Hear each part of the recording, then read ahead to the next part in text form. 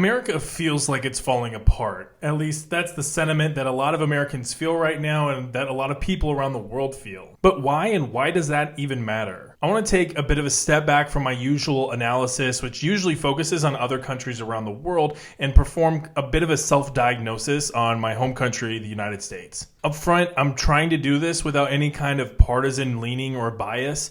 I want to take a look at why people in general feel the way that they feel and ask some questions that I think we should all be asking, which is, what exactly does all of this mean for us? And where is this going? To do this, we'll be doing this on an abbreviated PMESI-PT format, similar to my past videos. It will really be more like PMESI as in like political, military, economic, social, and information. I'll be leaving out infrastructure, physical, and time since, to be honest, I don't necessarily think that they are that relevant to this specific analysis. However, bottom line, if we can't take a serious or an objective look at our own country, then how can we do so with other countries? And that is kind of the whole gist of this channel. So hit the like button to wish me some luck on this endeavor, and let's get a little bit started here. But before we get into the weeds, I want to offer some quick caveats. First, I want to pose a question up front. Do you trust the system? I'm going to come back to this question at the end of the video. Just hold on to that for now. I also want to say that a lot of what I share will be based on perception. I'll be sharing a lot of data wherever I can. However, that data, or even a misunderstanding of what that data is even telling us, can lead to widespread perceptions on just how the world is going. Those perceptions can change whether the thing is right or wrong. I'm not here to share my own opinion. I'm trying here to capture what I think is the broader sentiment that is held by large groups of people all across the United States, either from Americans themselves or people outside of the country looking in. There may be places in this video where my opinion aligns and where it doesn't align. Again, it's my goal here to keep it objective. In either case, if you feel that I veered off of course from what the perception really is, then hold me to it in the comments. Like I said, this isn't exactly my normal type of video for this channel. Again, I normally focus on international affairs, not domestic stuff here for the United States. So, let's just have a conversation. And I definitely want to be hearing your feedback about all of this along the way. So with that, let's get right into it. Obviously, it's impossible to understand why it feels like America is falling apart without first looking at the political landscape. And let's first rewind back to 2008. Barack Obama's historic victory wasn't just groundbreaking. It symbolized a brief moment of unity, a collective hope for American politics that might finally move past the current rate of division. And I don't know about you, but there was a lot of resistance to Obama that followed that came from folks who either weren't a fan of certain unchangeable qualities that he possessed, or just because he was a Democrat and Democrat bad. And this is unfortunately a theme that we're going to see throughout, the division discussion here in this video.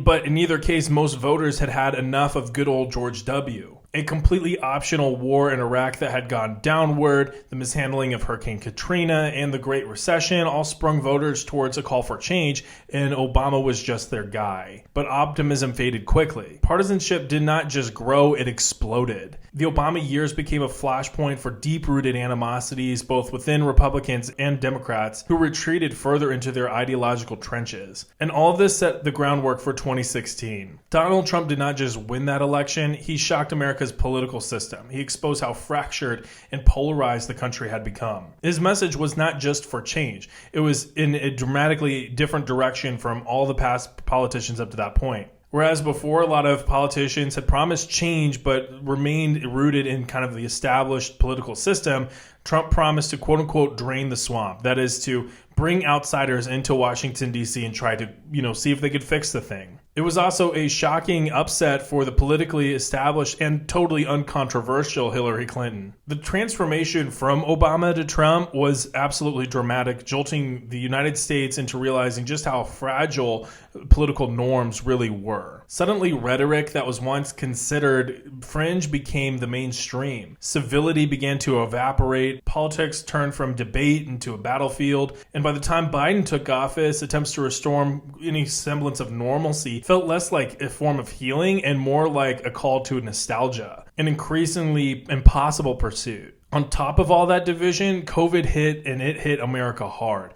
And it hit about as hard as Vontaze Burfict hitting Antonio Brown. Now, did we get a return to normalcy? No, not really. And to be honest, I don't blame President Biden for that. Biden was, at least in terms of tone from the Oval Office, I think what America needed at the time. He was boring. He was not flashy. He wasn't that divisive in the classical sense. He was more presidential. Policy-wise, whole other matter. We're not going to talk about it. Again, we're trying to keep it focused here. The COVID recovery, which we'll talk about here in a bit, the Russian incursion in Ukraine, October 7th, and the war in Gaza, the George Floyd protests. Honestly, it all seemed like Biden was just bouncing from one crisis to another. And I might have to make a video about President Biden and just the number of crises that he handled because it's kind of ridiculous. All of this compounded over each other and paved the way for Trump's third presidency. And Trump laid the blame for a lot of these crises on Biden, whether or not Biden actually had any ability to control whether those crises were going to happen or not. Now, with Trump back in power in 2024 after a landslide victory, the cycle feels like a relentless pendulum swing, leaving many Americans feeling dizzy, exhausted, and deeply cynical. Conservatives feel emboldened, while liberals feel betrayed by their party's absolute mismanagement of the campaign, in a sense that this country is not what that they thought it was, or it's exactly what they thought it was. And I'll let you leave a comment in the description if this describes you. Today, neither party seems to be offering that much hope.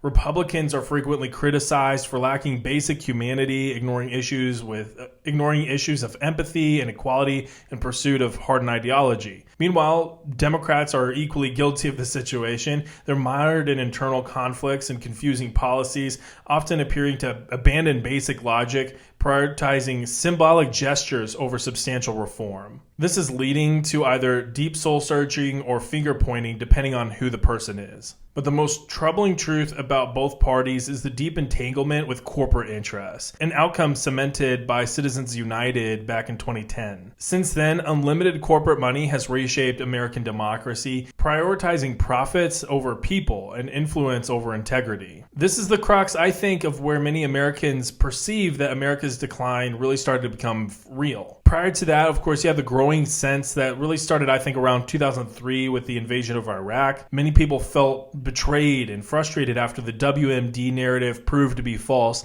and America became trapped in a war that nobody asked for. Well, not exactly nobody, and this kind of ties back into this last point. People saw how corporate interests aligned with the invasion, how major U.S. oil companies used the invasion to extract resources from Iraq. And key to this narrative was the presence of Dick Cheney in the White House. One of the first examples, at least in my lifetime, of blatant government pandering to corporations at the expense of American lives. Of course, you can kind of go back into American history and see that repeated, but we're talking about just lived moments in modern American history. Citizens United cemented the corporate hold on U.S. politics and the U.S. government in the eyes of many people. The corporate capture means that the voices of ordinary citizens have been increasingly drowned out by big money, and that's bred disillusionment and anger. People have felt that their vote matters less. Their voices are being ignored and their frustrations are beginning to mount. It gets worse whenever you look at how many politicians have been growing incredibly wealthy while in office despite having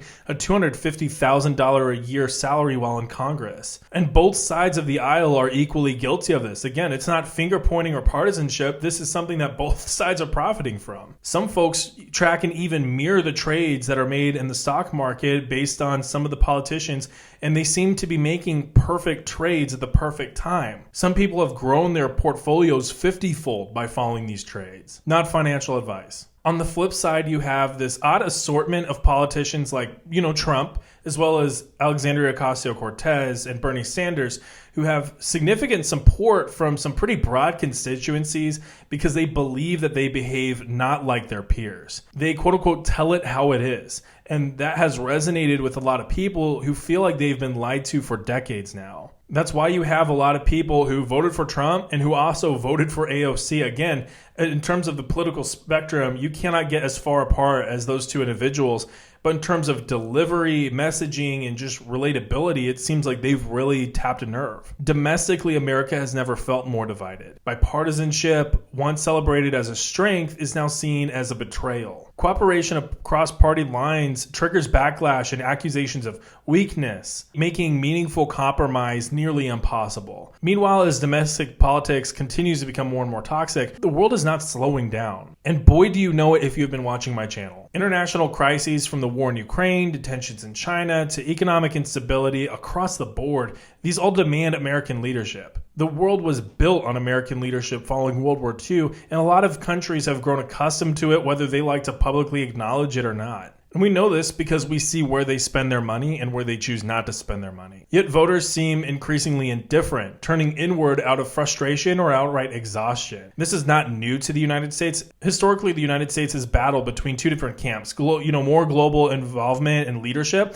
and isolationism. Historically, isolationism has rarely ended well, often leading to crises that force America to break back into global leadership under much less favorable conditions. When Trump narrowly won the election in 2016, it underscored just how split America was, but his sweeping victory in 2024 told a very different story. It signaled that many in the political left had not only lost momentum, but perhaps even its connection to regular Americans, alienating voters who felt abandoned and misunderstood. On the other side, Republicans, despite their dominance, are viewed with suspicion, seen driven primarily by self-interest and power rather than genuine concern for their actual constituents. Polls already show diminishing faith in political institutions, suggesting this period won't usher in a healing in America, but an even more fractured period. I know that this last election showed clearly how little we should trust the polls, but that's at least what we have right now. Sadly, this polarization is not just theoretical, it's translating into real, actual violent consequences. Take what happened at Butler, Pennsylvania, and that was the first attempted assassination of a former president since Ronald Reagan in 1981 while Reagan was the president. That's a historically significant moment that I think marks a sea change in American politics. Now the headline is violence directed at symbols of cultural division, notably attacks on Tesla owners. These attacks are not merely random incidents, they're symptoms of deep-seated anger and resentment boiling over. America's political fractures are becoming physical, tangible, and increasingly dangerous. And we're going to talk a little bit more about some of the influences into this. This is, the political side of it's just one part of the puzzle here. But as tensions rise, many Americans wonder if the trajectory can ever reverse or if the divide will only deepen, pulling the fabric of the country further and further apart. At the same time, America's enemies are foaming at the mouth, trying to further expand this divide and provoke more attacks. And this is something we're going to talk a lot more in the information section. But just as a teaser, deliberate spread of disinformation using bots on social media is a major theme that we're going to be discussing. And that is to say that we're not just looking at organic divide and natural divide within the United States. There are natural fissures here after years and issues that we've just discussed. Issues that are structural that we're going to have to address as Americans, for Americans, and by Americans. But we're not operating in this information space by ourselves. It's all been torn open even further by bad actors, whether that's Russia or China or Iran or North Korea, who all have obviously a huge, deeply rooted interest in seeing America fall apart, and they've been caught in the open supporting violent rhetoric and actions. Now, the political landscape is just one piece of it. It's definitely a big and important piece of it, but the economic landscape, I think, is another factor that is really at the heart of why Americans feel like this country is starting to unravel. To truly understand the scope and nature of the problem, let's start by rewinding the clock. Again, back to 2008. The economic turmoil of 2008 was a pivotal moment in modern American history. Triggered by the collapse of the housing market and rampant unchecked speculation on Wall Street, the Great Recession devastated millions of American households. Nearly 8.7 million jobs vanished, and unemployment peaked to a terrifying 10% by late 2009. When the recovery finally came, it was profoundly unequal. While corporate profits bounced back remarkably fast,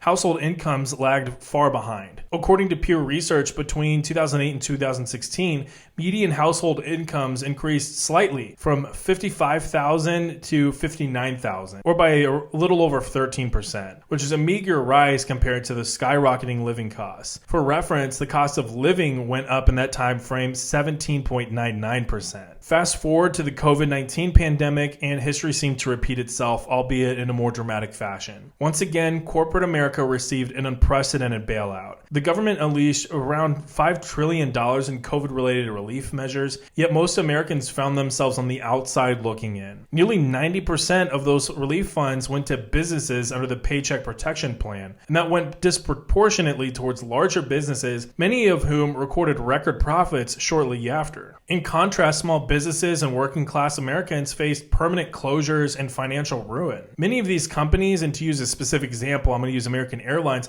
were not in a bad position because of COVID. It was because of bad financial management and preparation for a crisis. Some airlines, despite losing all that business and going through the same crisis as everyone else, were able to absorb the shock because they stewarded their finances well. But it appeared that the government was rewarding bad behavior and mismanagement by bailing out corporations. In recent decades, salaries have stagnated even as corporate profits have soared. Between 1978 and 2001, CEO compensation has surged to an astonishing 1,460%, while the average worker saw just an average 18% pay increase, according to the Economic Policy Institute. Meanwhile, inflation, especially post-pandemic, has absolutely surged, with basic living costs, housing, food, healthcare, education, all rising faster than wage growth. Since 1978, median incomes have risen 311%, while the cost of living has increased by 382%. According to recent Bureau of Labor Statistics data,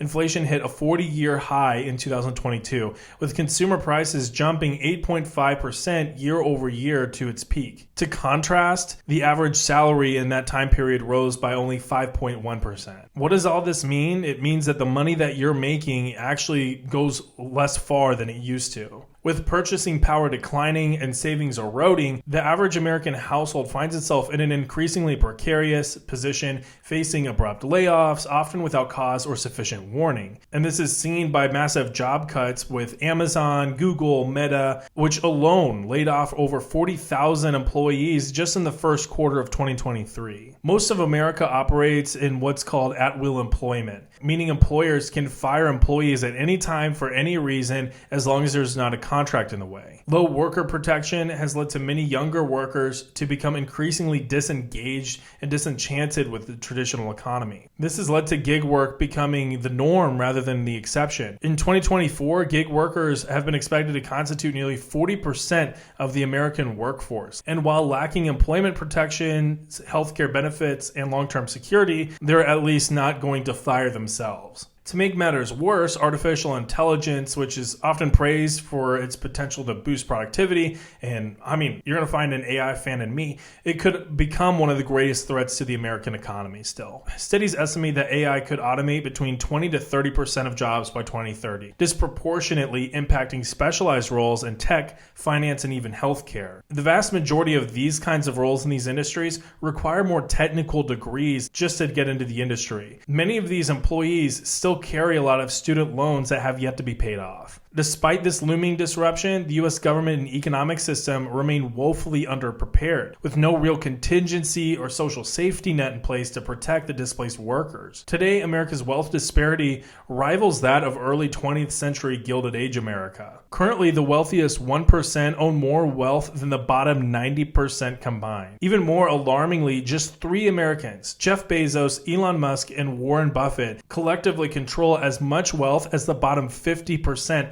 of Americans combined. Compared internationally, Americans receive far fewer economic protections. Unlike nearly all advanced economies, America still lacks universal health care, resulting in catastrophic medical debt for millions of Americans. Nearly 1 in 5 Americans owes medical debt, amounting collectively to over $140 billion, crippling entire families for generations. To make matters worse, corporate monopolies, increasingly prevalent in tech, telecommunications, retail, and even agriculture, continue to be largely unchecked. Over 75% of American industries have grown more consolidated over just the past 2 decades. Yet enforcement of antitrust laws by the FTC remains sporadic, ineffective, and highly politicized. This takes us to the Department of Government Efficiency, led by Elon Musk, which has been created to streamline government efficiency. This is, I think a lot of people watching this, a good concept, a good thing that should be done. However, under Musk's leadership, it's drawn heavy criticism criticism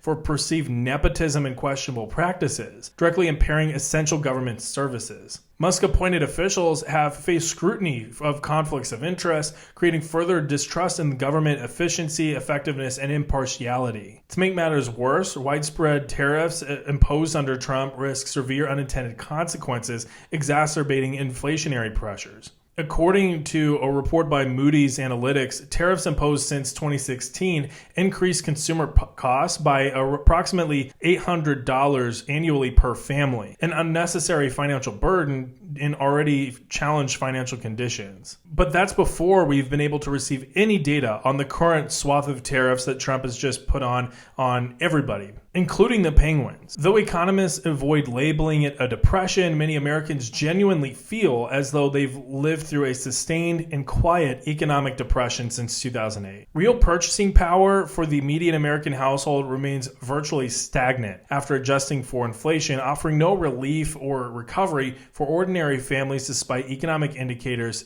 heralding growth. Instead, many feel like America's reported economic growth is more of the product of increasing levels of government spending than actual raw economic growth. And that I've seen the data can get kind of murky on this. So if you calculate GDP year over year since 2008, both with and without government spending, you get growth in mostly the same areas, albeit at a much lower rate without government spending. Still, government spending does influence the other ingredients that go into GDP calculations. So it's kind of difficult to tell if this is in fact a real thing without going into a deeper analysis. To make all of this much worse, personal debt in America has hit an all-time high, surpassing $17 trillion in 2024, which is absolutely asinine. Predatory lending platforms like Klarna and Afterpay compound the problem, encouraging younger generations, often lacking financial literacy or just good decision-making, to accumulate debt for short-term desires. For instance, you can put Taco Bell on Afterpay. That's just stupid. Nearly 45% of millennials and Gen Z report that personal debt has delayed critical life milestones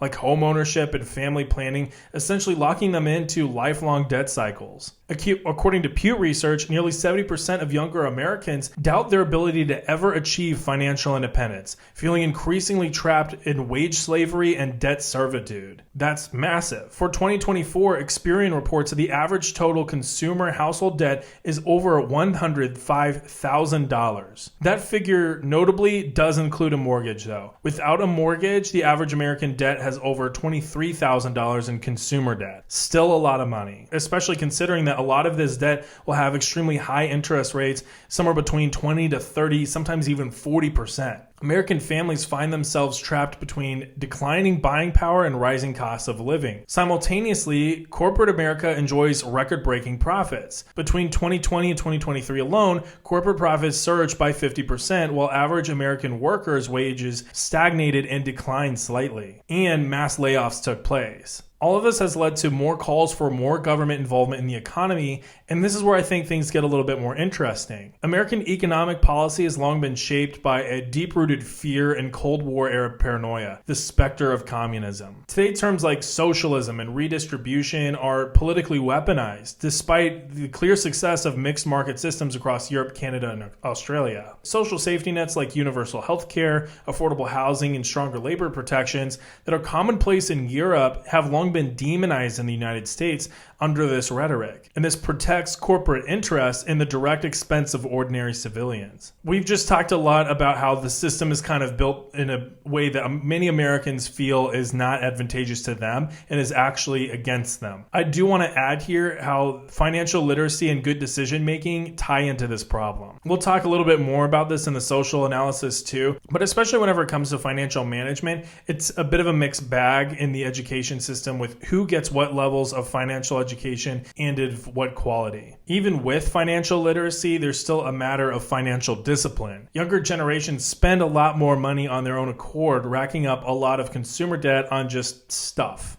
If you want an extreme example of this, just take a quick trip to Caleb Hammer and watch this in action. The system can be broken, but people can exacerbate the situation for themselves by making extremely poor decisions at the same time. Both can be true and both sides can be at fault here. This is not to say that this is the case across the board, but I at least want to call it out and say, hey, well, to be fair, yes, the system appears to have some fault lines and some breaking points, but there's also some individual agency here. In sum, America's economy today is a tale of two extremes: immense prosperity and wealth for a tiny few at the very top, and growing precarity, stagnation, and vulnerability for everybody else. It's a system that's increasingly unsustainable, increasingly unequal, and for millions, increasingly hopeless, leaving them feeling as though America itself, economically, socially, and morally, is unraveling before their eyes. America's social landscape is experiencing profound shifts at the exact same time, contributing to a pervasive sense that the nation is coming apart at the seams. From deep generational divides to contentious immigration policies, political disengagement, and evolving voter ideologies, these factors collectively paint a picture of a society in flux. The rift between older and younger generations has become increasingly pronounced. Baby boomers and Generation X often label millennials and Generation Z as lazy and entitled, attributing their struggles to a lack of work ethic. Conversely, millennials and Gen Z argue that boomers and Gen X have dismantled economic and social systems for their own benefit, leaving younger cohorts to navigate this precarious landscape. In 1989, many boomers were in their prime working years. The median household net worth was approximately $120,000. By 2029, that figure had only moderately increased to around $121,700, adjusting for inflation. However, as a contrast, millennials who are now in their prime working years in 2019 have a median net worth of just $8,000, highlighting the stark wealth gap between the generations. In 1980, the median home price was about 3.5 times the median household income. By 2020, the ratio had risen to nearly 5.5, making homeownership increasingly unattainable for younger Americans. Total student loan debt in the U.S. has surpassed $1.7 trillion,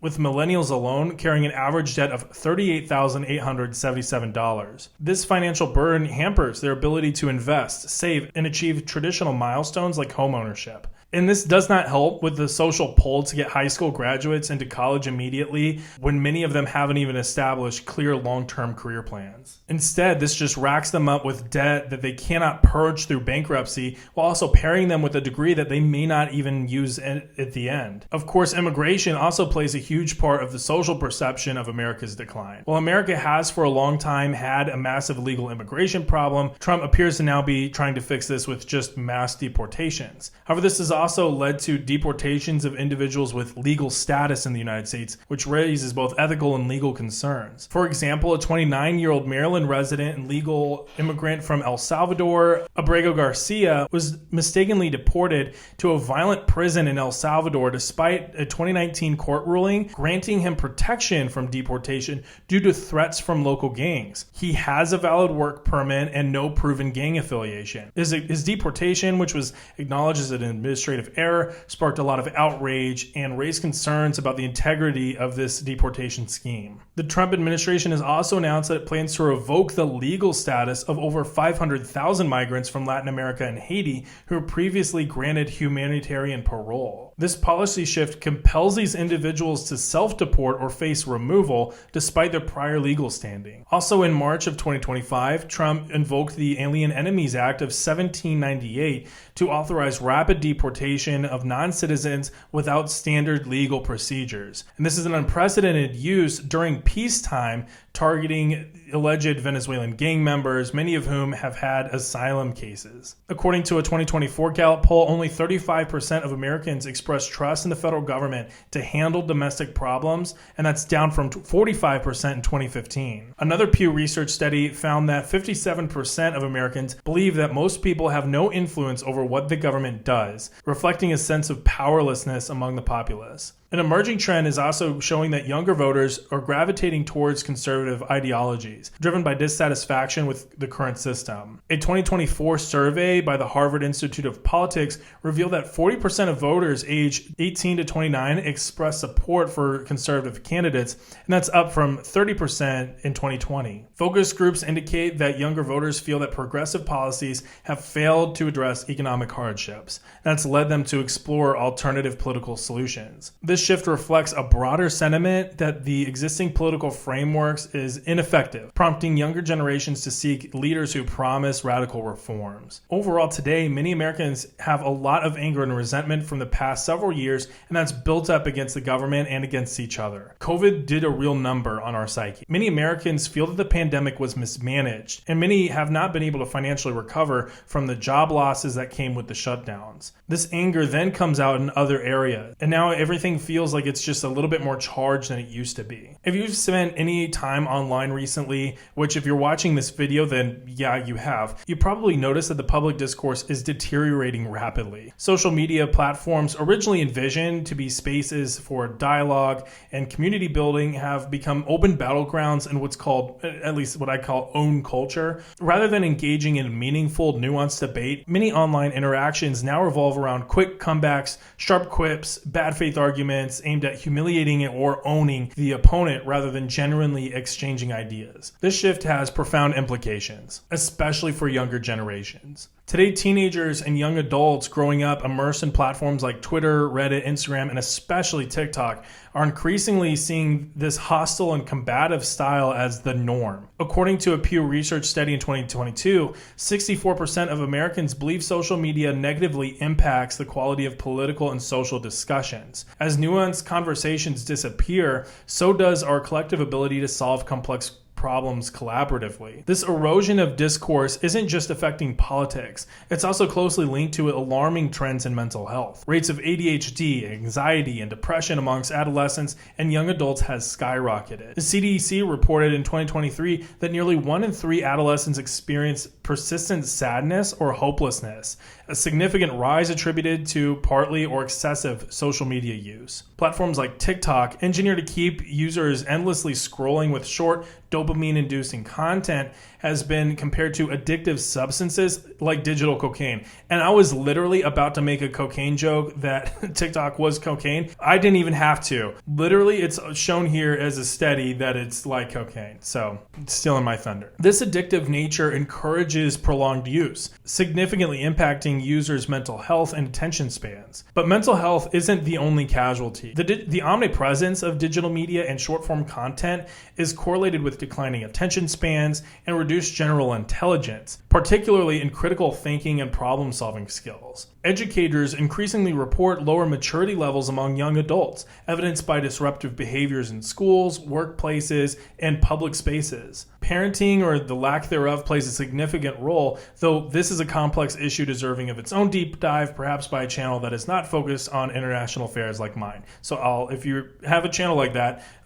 do that and let me know, because I'd watch it. Most people now spend a substantial portion of their lives online, shaping their perceptions of reality based on the digital content that they consume. Social media algorithms understand something incredibly fundamental. Anger, fear, and negativity are powerful emotions that keep users hooked. A recent analysis by MIT found that negative content is 70% more likely to go viral, prompting media outlets and platforms to disproportionately feature distressing news. For instance, when was the last time that your timeline gave you genuinely uplifting news? Rarely, if ever, right? Heck, the best thing that I can hope for when doom scrolling is like the Costco guys, or whatever this is. Anxiety, keep on trying me, something's watching me, it's my anxiety. And instead, the daily bombardment of doom and gloom fosters a pervasive pessimism about the world. Another casualty of being so chronically online is the erosion of truth. There is, in 2025, still such a thing as objective truth. Social media has distorted truth such that something that may be true appears to be more or less true than it actually is. This sounds a little bit weird, so let me break this down a little bit with kind of more of an abstract kind of scenario. If in reality x equals 1, social media just by nature will have a lot of spin-offs to the statement. Some will ask, what if x was not equal to 1? What would happen if x was greater than 1? While others discuss how x equaling 1 could make you like money on crypto or something. Over time, with a large enough audience, you may end up getting sucked into the x is not equal to 1 algorithm. After all, how do you know that x is equal to 1? Did you see it? Who told you that? It was the government, right? And you can't trust what the government says. Or how x equaling 1 is unfair because there's more than one person in the world, and what if we all want to share x? There's a million different ways that this can happen. Eventually, you become immersed in how X is not one. Everyone is asleep, and you're one of the few who are awake. Wake up, people. Replace X equaling 1 with whatever you want. I'm sure you can fill some real life examples in your head. This distorted, relentlessly negative view of reality, combined with real economic anxieties, escalating personal debt, and deepening political disillusionment, creates a very volatile mix. With many young people lacking in emotional maturity or experience needed to process this overwhelming information, we're witnessing troubling consequences, rising radicalization, increasing social isolation, and a growing sense of hopelessness and despair. Simply put, our current informational landscape isn't just shaping our views, it's shaping society itself, often for the worse. To make matters worse, and I want to dive into this here, this is something that our enemies are absolutely dialed in on. Using bot farms with fake social media profiles, Russia especially, but also China to a growing degree, as well as, of course, Iran and North Korea to some capacity, spread disinformation, and the overall vibe begins to sink lower and lower online. Now, the goal is not to make people vote one way or the other. The goal is to make Americans turn on other Americans and destroy trust in the public institutions. Yes, we've got some issues in this country that we absolutely need to fix, and we've just talked about a lot of them in this video. They are deep-rooted issues, and they're going to take a lot of time to figure out. But there is also foreign influence in this algorithm that profits off of America's decline. And we need to be able to understand that and discern when that's the case and when we're talking to an actual American. And I'm not saying this to delegitimize the issues at hand. I'm just saying this because it's important to know that we're not in a clean information space. We share this information space with the world, and the world has opinions on everything that's going on, and the world doesn't necessarily have your best personal interest or America's personal interest at heart. Whether those are major corporations that see dollar signs whenever they look at you, or a resurgent power on the other side of the globe that sees an opportunity for themselves at our collective expense. Now let's go back to the X equaling 1 example. It may not matter whether or not X actually equals 1 to them. What does matter is that we disagree on that, and that the contentiousness around that topic increases exponentially, and that this conversation begins to get outright violent, with this conversation just getting increasingly violent between people who disagree. Again, it doesn't matter what you think X is, or even if you ever think of X. It matters how you emotionally react to X. The goal is emotional and psychological manipulation. So with all of that being said, what does all of this mean for us? We've just discussed a lot of issues that tie into how people perceive America to be on the decline at best or falling apart at worst. On one hand, you've got an economic and political system that is increasingly broken and is favoring the extreme few at the expense of everyone else. On the other hand, you have a generational divide with entire generations being raised in this mess who have no memory or experience of any better time under this system. All they know is the chaos and brokenness and division. Do those generations continue to trust the system, or do they begin to break? Remember what I asked at the beginning of the video. Do you trust the system? Trust is the foundation of everything that we do in this world. To make a transaction, I have to trust that you will honor your end of the transaction. We make a social transaction whenever we put leaders in charge or create a system of governance or economics. We're trusting that those that we elect into these systems, and that the systems themselves that will be maintained and will work towards our best interests and will benefit us. People are increasingly feeling like they can no longer trust anything. They can't trust what the government says. They can't trust that the economic data is real. They can't trust what they see online. They can't even trust their fellow American. How do you fix a complex and critical system that needs to get fixed? And for that matter, two systems, that being the economy and the government, when people can't even agree on basic truth? While at the same time, you have major interests, be it foreign powers or corporations or just individuals that see an opportunity who can exploit this chaos to better empower themselves. You can't even have a civil conversation and find basic truth because people have become so trained by the algorithm and our enemies to get emotional anytime the truth even gets brought up. America feels like it's falling apart because we as a society feel like we're falling apart. The craziest part isn't even that it really feels like that whenever you're not online. That's why the phrase touch grass is so perfect. It's fine. Get out there. It seems perfectly fine out there in the real world. The people aren't that bad either. They're a little weird and smelly, but they're fine. You can still have nuanced debates, maybe just not online. I will say that online even, I've managed to have a few nuanced debates myself, and that's not to brag. I've also seen many people engage in the YouTube comments here on some of my videos and engage in nuanced debates with each other, and that gives me so much hope, and that excites me, and that's why I'm making these videos.